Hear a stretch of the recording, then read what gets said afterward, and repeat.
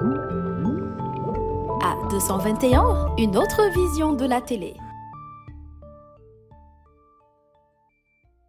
Alors, je vous remercie. Je pense que c'était l'occasion d'abord de féliciter ADA, qui est une association qui s'oriente à la promotion des droits de l'homme,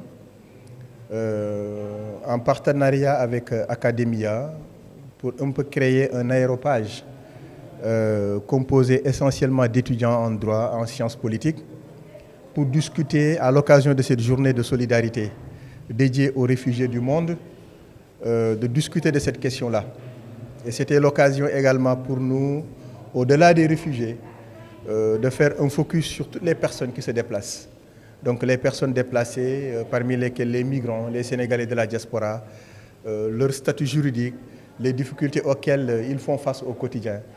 Donc toutes ces questions ont été revisitées, ont été posées sur la table pour permettre à ce panel, aux différents étudiants, d'avoir la bonne information.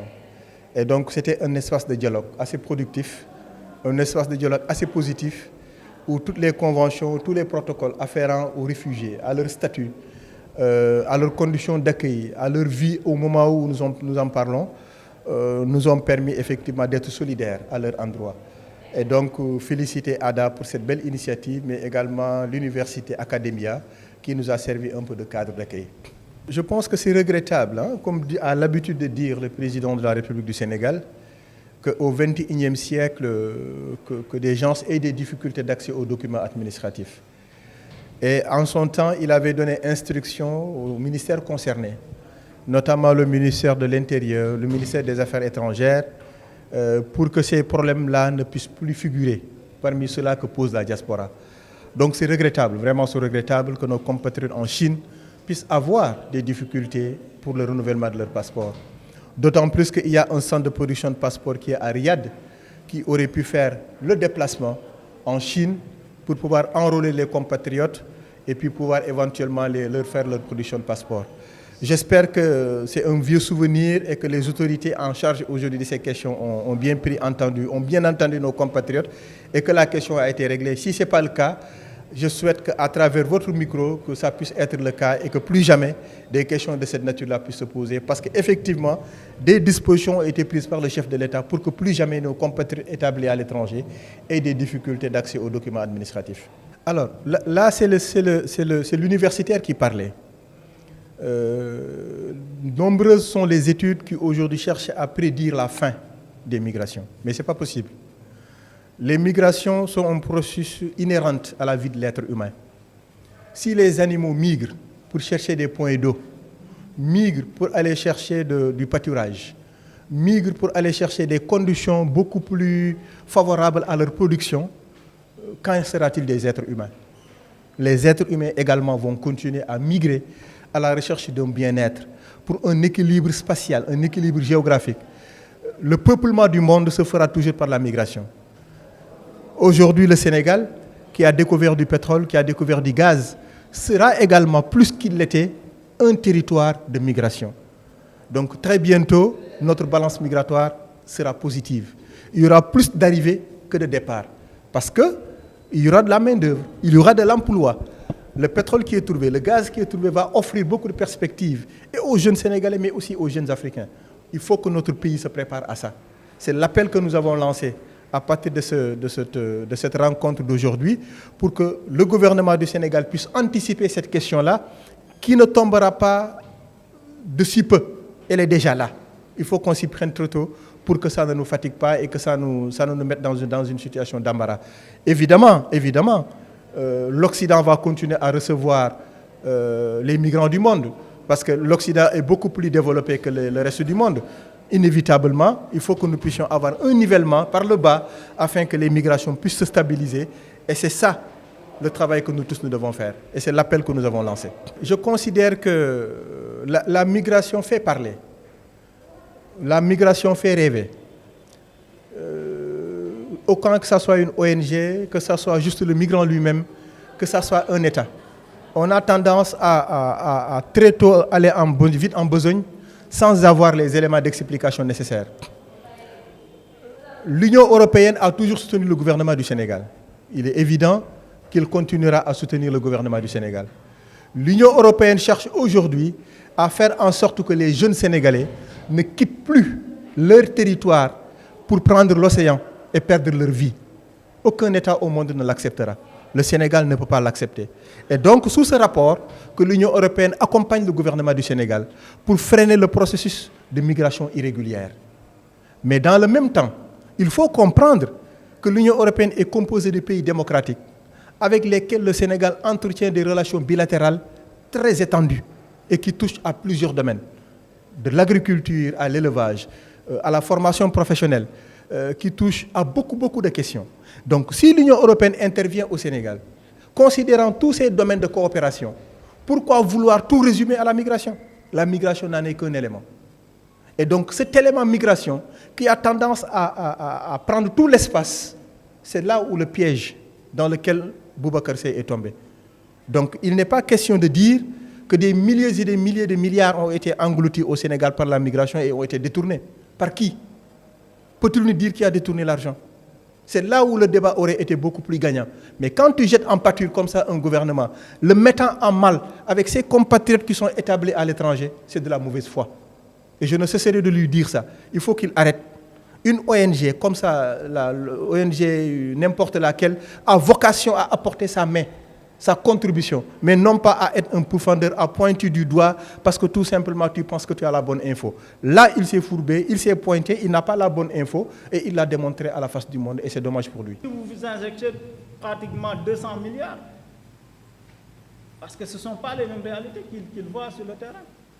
Bon, d'après les chiffres qui ont été publiés par le HCR, il y a près de 89 millions de réfugiés, donc de personnes qui ont eu à quitter leur pays. Donc ça, c'est les chiffres qui ont été rendus publics aujourd'hui. Hormis ça, pour les réfugiés, c'est 26,4 millions. Donc juste pour ces chiffres-là, il y a des personnes déplacées internes. Hormis les personnes déplacées internes, on voit des personnes qui ont eu à fuir.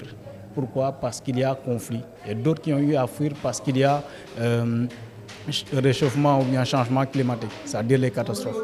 Voilà. Donc par rapport à cette journée mondiale des réfugiés, c'est l'occasion pour revenir, pour alerter l'opinion nationale comme internationale sur le cas des personnes qui ont eu à fuir. Pourquoi? Parce qu'il y a conflit, comme je l'ai dit tantôt, ou bien il y a catastrophe naturelle. Voilà.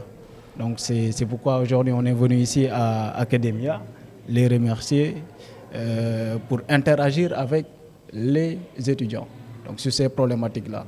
Donc ces problématiques-là, pour le cas du Sénégal, c'est pour revenir sur les demandeurs d'asile et les réfugiés. Bon, on sait qu'il y a beaucoup de réfugiés, qui sont près de 14 000 qui sont ici au Sénégal, et des demandeurs d'asile qui sont chiffrés aux alentours de 2 000. Donc si on fait le total, ça fait 16 000. Voilà. Donc qui sont là au Sénégal. Pourquoi? Parce que c'est un pays qui est stable. Il y a la stabilité politique qui les pousse à venir ici.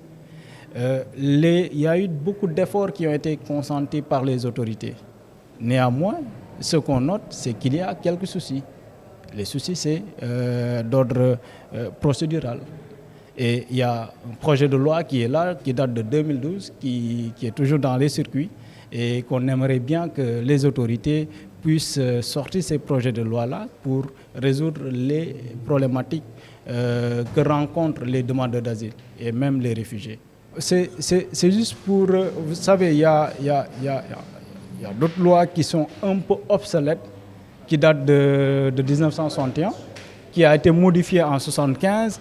Maintenant, après avoir modifié ces lois-là, entre 1975 et maintenant, il y a beaucoup d'années, n'est-ce pas? Donc par rapport à ça, c'est pour revenir, pour voir comment considérer ou bien comment accompagner ces demandeurs d'asile-là, ces personnes qui sont persécutées, soit à cause de leur race, leurs orientations, leurs convictions politiques, etc., etc. Ce qu'on voit ici au Sénégal, c'est qu'on donne aux réfugiés juste des papiers qu'ils doivent renouveler. Et pour attendre, c'est-à-dire pour les demandeurs d'asile, avant d'avoir le statut de réfugié, ils peuvent attendre jusqu'à 2 ans, voire même 3 ans. Maintenant, 2 ans ou 3 ans à attendre, sans pour autant qu'on soit accompagné, Mais là, on peut être contraint à devenir un migrant, c'est-à-dire de prendre les pirogues de fortune pour aller vers le nord. Et même l'autre chose aussi qu'il faut souligner, qui est plutôt importante, c'est quoi? C'est ces personnes-là. C'est-à-dire, si on va au Togo, eux, ils ont eu à modifier leur loi qui date de 2016. C'est les périodes d'attente est de 6 mois uniquement. Au lieu d'attendre de 2 ans, 3 ans, eux, ils attendent juste 6 mois pour savoir si on a le statut de réfugié ou pas. Et l'autre chose aussi qui pose problème, aujourd'hui, vous êtes jugé, vous vous présentez devant le juge qui vous condamne. Mais est-ce que si vous devez revenir, ce sont les mêmes juges qui doivent vous juger? Or, notre commission nationale d'éligibilité, ce sont les mêmes personnes qui sont là. Aujourd'hui, ils refusent ce statut de réfugié. Demain, vous revenez, c'est eux qui vont examiner s'ils doivent vous donner ce statut, oui ou non. Donc, pour les 3 ans, vous revenez encore, vous attendez 2 ans ou 3 ans, ça fait 6 ans. Ils vous déboutent, vous êtes débouté. Donc, vous êtes contraint normalement à quitter le pays, ou bien vous êtes considéré comme un migrant irrégulier. Bon, je pense que ces questions-là, j'ai répondu à ces questions-là sur votre antenne. Je pense qu'aujourd'hui, lorsqu'on parle de la migration, ça ne date pas d'aujourd'hui qu'on alerte et qu'on propose des solutions. Les solutions, c'est quoi? C'est les démarches qu'on est en train de prendre, ou bien que l'État est en train de prendre, d'après nous, ce n'est pas la bonne chose. Pourquoi je le dis? Parce que vous ne pouvez pas parler des questions qui sont liées à la jeunesse et vous n'impliquez pas totalement la jeunesse. Si je dis la jeunesse, c'est quoi? C'est un jeune qui est âgé de 15 à 35 ans, d'après la charte africaine de la jeunesse. Ça, c'est un. Deuxièmement, les impliquer, c'est-à-dire changer totalement de politique. Il n'y a pas de réelle politique de jeunesse. Donc, si on parle de politique de jeunesse, c'est quoi? C'est des jeunes qui vont élaborer pour eux-mêmes des politiques pour eux-mêmes, c'est-à-dire pour les jeunes. Donc ça, c'est 2. Troisièmement, c'est quoi? Ce qu'on a eu à dire chaque fois, c'est pourquoi depuis 2018, on essaie de décentraliser, d'aller dans les départements qui sont ici au Sénégal. Maintenant, il y en a un de plus, c'est-à-dire c'est 46 maintenant. Donc c'est quoi? C'est pourquoi un jeune qui vient de Kercher, de Diourbel, s'il peut rester là-bas pour étudier, s'il termine ses études aussi, s'il a les conditions ou bien l'environnement qui lui permet de travailler là-bas, mais il ne va pas essayer de faire ce qu'on appelle l'exode rural, n'est-ce pas? Donc, et on pensait qu'avec l'acte 3 de la décentralisation, ça pouvait résoudre tous ces éléments-là. Essayer de voir dès le bas, c'est-à-dire en bas, à travers ces communes-là ou bien ces collectivités locales, comment il faut faire pour mettre les conditions qu'il faut pour que les jeunes restent dans leur localité, apprennent là-bas, ils terminent et ils vont plutôt commencer à travailler. C'est vrai que l'État n'a pas comme vocation de créer de l'emploi, mais il est là pour réguler ou bien pour encadrer. Et raison pour laquelle récemment on avait dit par rapport à ce qu'on appelle convention État-employeur, il faudra revoir cela. Pourquoi? Parce que en 2014, on se rappelle, lorsque je donne l'exemple des call centers, en 2014, fin 2014, à travers ces sociétés-là de télécommunications, le service client était devenu gratuit. Maintenant, puisque c'était devenu gratuit, il fallait recruter massivement, recruter le maximum de conseillers commerciaux. En recrutant ces conseillers-là, puisqu'il y a convention État-employé, et l'État va subventionner jusqu'à hauteur de 60%, ce qui veut dire que, bon, si vous subventionnez quelque part, il faut avoir ce droit de regard-là, voir ce qui se passe là-bas. Mais malheureusement, ces jeunes qui travaillent là-bas ne parviennent même pas à avoir 80 000 francs. Est-ce que 80 000 francs, ça peut résoudre quelque chose? Et à travers ces conventions-là, vous pouvez même avoir un contrat de stage qu'on va appeler contrat État-employeur qui peut durer jusqu'à 4 ans. Dès que vous terminez 4 ans, vous êtes là, vous ne pouvez plus travailler. Or, vous allez à côté au Maroc, où il y a beaucoup de jeunes qui sont sortis dans ces call centers-là, qui sont partis massivement là-bas. S'ils partent là-bas, ils gagnent jusqu'à presque 700 000 francs. Donc, naturellement, ils vont aller là-bas, ils vont essayer de migrer. Donc, comme on l'a dit tantôt, la migration, c'est quelque chose qui est normal. Je ne parle pas de la migration irrégulière, la migration de manière générale. On ne peut pas interdire une personne de quitter un point A pour aller vers un point B. C'est impossible. Maintenant, ici en Afrique, 80% de la migration, de manière générale, ça se passe ici, à l'intérieur du continent. Donc, qui est étroitement lié au trafic illicite des migrants. Comme on l'avait promis, on l'avait dit lorsqu'on faisait notre plaidoyer devant la haute commissaire des Nations Unies, Madame Bachelet, lorsqu'elle était venue ici pour rencontrer toute la société civile au bureau régional des Nations Unies, HCDH, Bravo.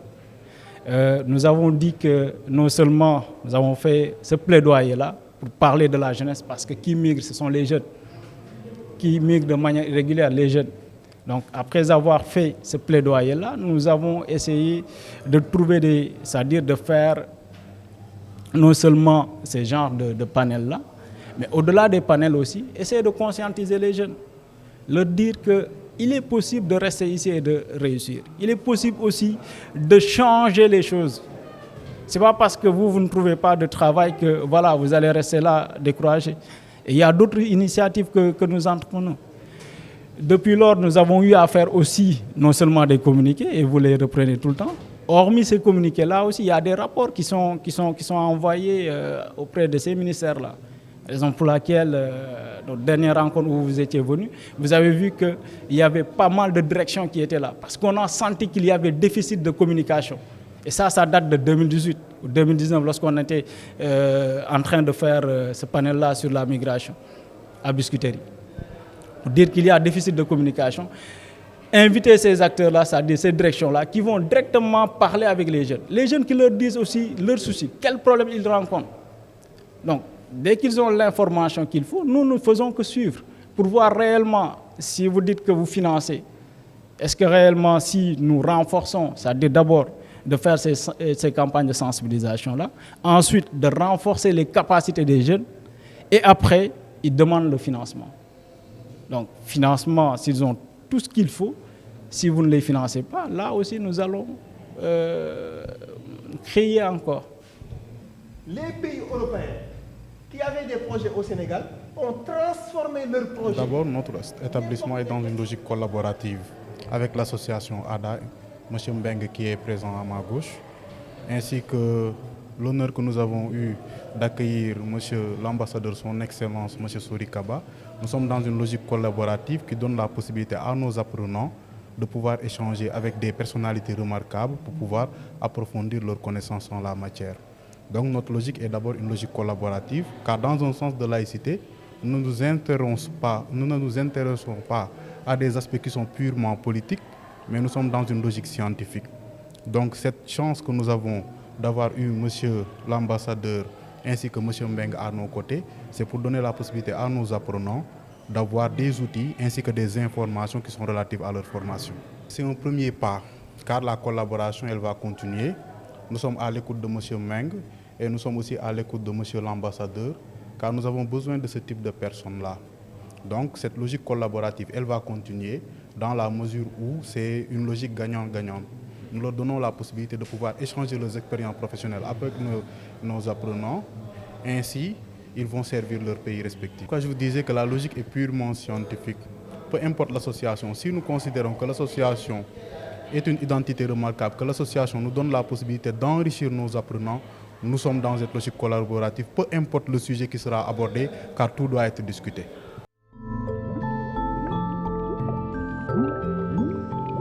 À 221, une autre vision de la télé.